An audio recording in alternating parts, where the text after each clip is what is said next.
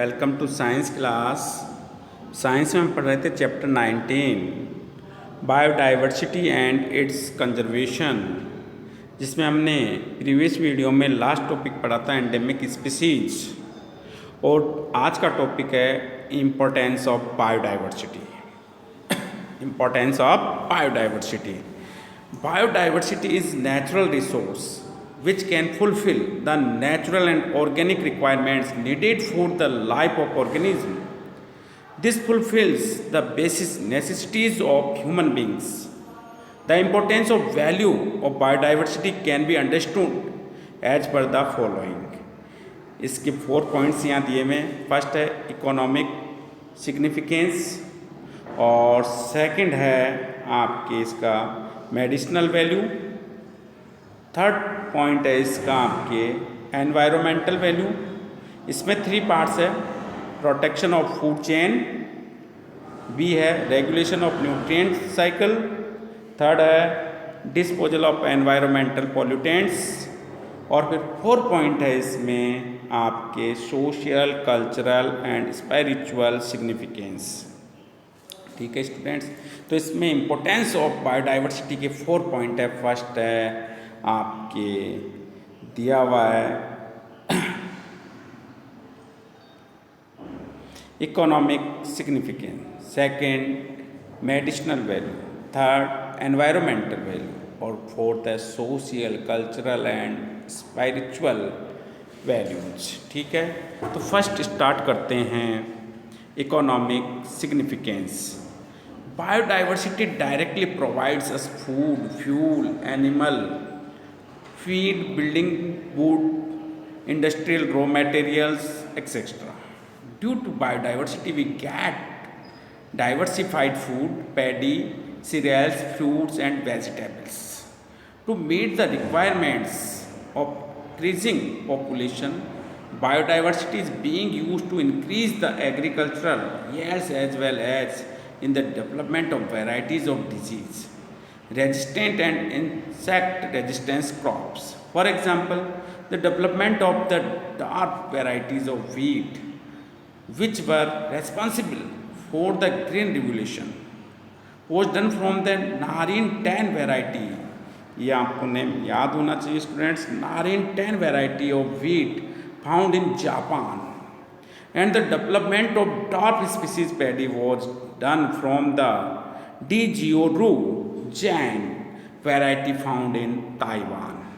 ये ताइवान में पाई गई, और नारिन 10 जापान में पाई गई। ठीक है, in Asia in the decade of year 1970 paddy crop in 1,60,000 hectare area was destroyed by the grassy stunt virus.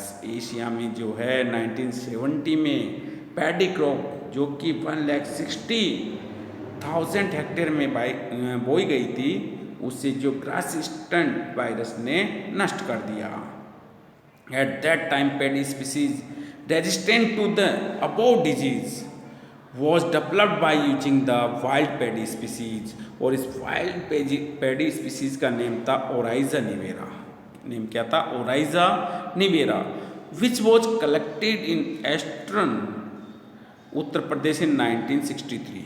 Which was collected in eastern Uttar Pradesh in 1963 में ये वहाँ डिस्कवर की गई। If this paddy species would not be preserve eight that time, we could imagine the situation of Asia where majority of population is dependent on paddy.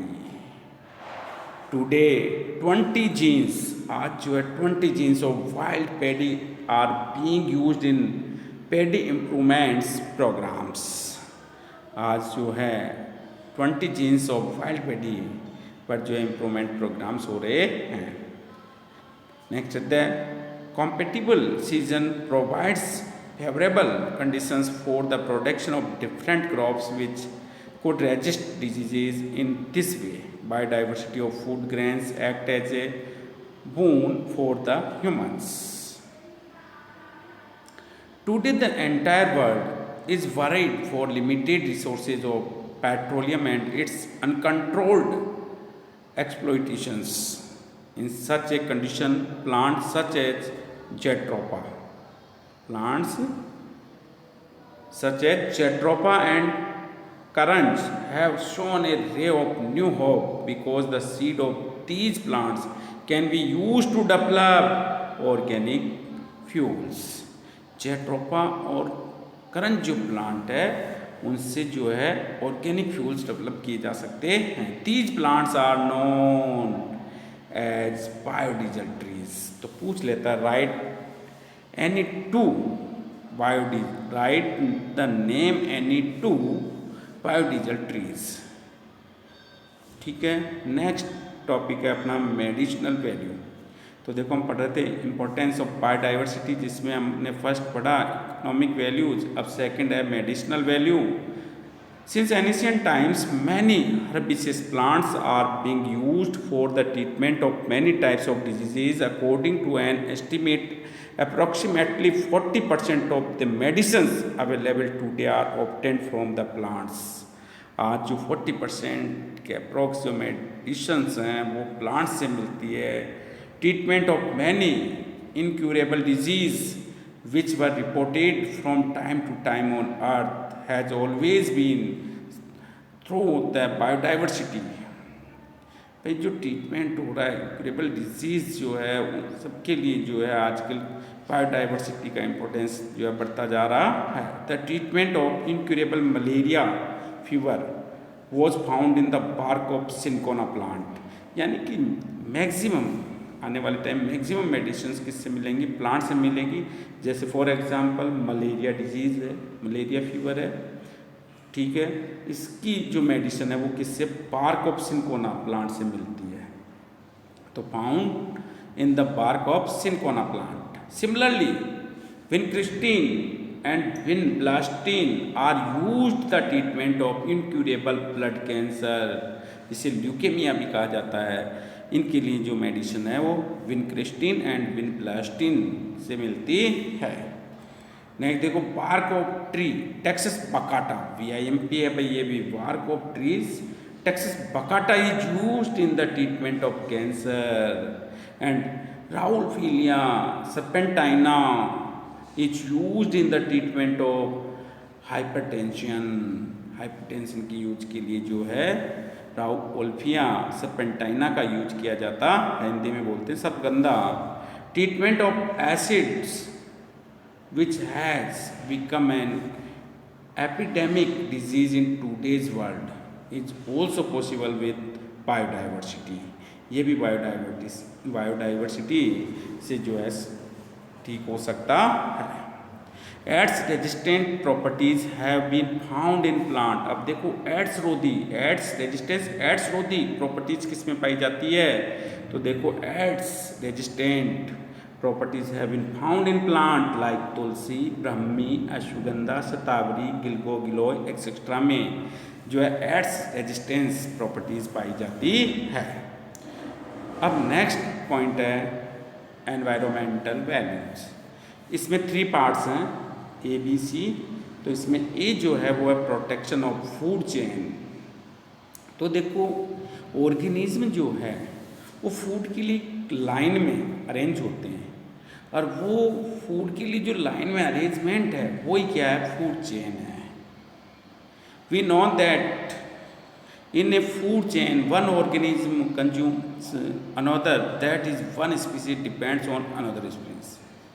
Food chain में क्या होता है? First organism second के द्वारा, second third के द्वारा, third fourth के द्वारा खाया जाता है. तो ये यहाँ कहा जा रहा है food chain one organism consumes another, that is one species depends on another species. Therefore the extinction of any one species may result in a danger of the termination of the food chain. A rich biodiversity ensures multiple food chains, the food web operating in an ecosystem.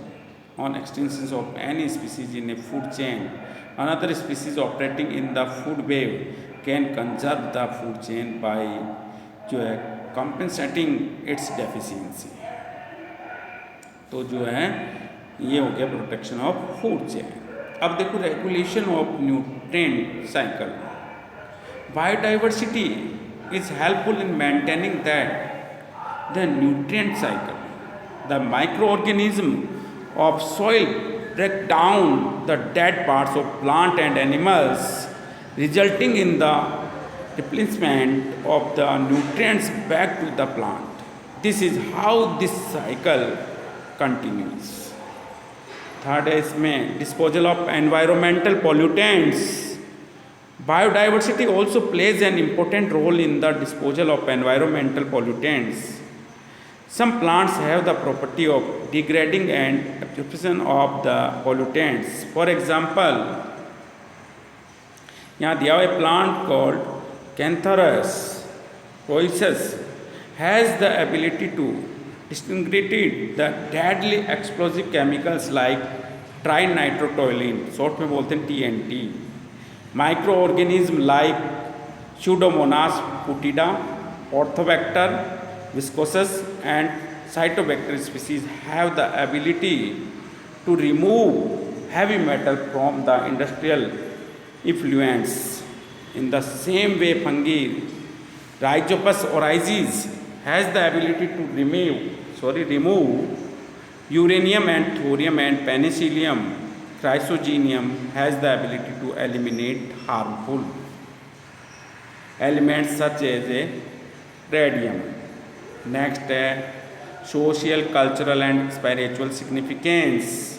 The human culture and environment has developed simultaneously before the today's modern and consumerist approach. A harmony existed between the humans and nature. Even today, some tribal societies are completely dependent on the nature to fulfill their needs. Some plants like people, banyan tree, mango, basil, and tulsi, amla, banana, etc. still have very special place in our society, and we worship them on some festivals. Similarly, some animals like cow, peacock, goose, rat, elephant, etc. are also very special in our culture. Our country still has some. तो इसमें ये जरूर होना चाहिए plants के name जिनकी पूजा की जाती है, एनिमल्स के नेम जिनकी पूजा की जाती है हमारे देश में, भारत में, भारतीय संस्कृति के अनुसार. Our country still has some reserve forest areas called Devans, and people voluntarily conserve these places. अब देखो यहाँ considering the economic, environmental, social and cultural significance of biodiversity on a global scale, the year 2010 was celebrated as International Biodiversity Year by the United Nations, so that the world community should try to maintain and understand the importance of biodiversity. 22 May has been declared as the International Biodiversity Day. देखो biodiversity year तो कौन सा है, international biodiversity year तो है 2010, और international biodiversity day जो है वो 22 में है. ठीक है, किसके द्वारा डिक्लेयर किए गए ये, यूनाइटेड नेशंस के द्वारा. In fact biodiversity is an outstanding gift of nature which plays an important role in maintaining life on the earth. Therefore, we all have the duty to protect the biodiversity so that life on earth could smile in its various forms. अब next topic है इसमें threat to biodiversity, और इसकी study हम next video में करेंगे. देखो importance पे क्वेश्चन पूछा जाता है पर्टिकुलर, जैसे आपको नाम दे दिया जाता है यहाँ पे, भाई कौन सा इम्पोर्टेंस यहाँ लिखना है, इकोनॉमिक सिग्निफिकेंस लिखना है, एनवायरमेंटल वैल्यूज़ लिखनी है, मेडिसिनल वैल्यूज़ लिखनी है, social, cultural and spiritual values लिखनी है, या पर्टिकुलर लॉन्ग क्वेश्चन डायरेक्ट लिख दिया जाता है, right the importance of biodiversity. ठीक है, तो इस तरह से इस पे क्वेश्चन पूछे जाते हैं. आपको ये टॉपिक तैयार करना है. नेक्स्ट वीडियो में मिलेंगे थ्रेट टू बायोडाइवर्सिटी के साथ. तब तक थैंक यू.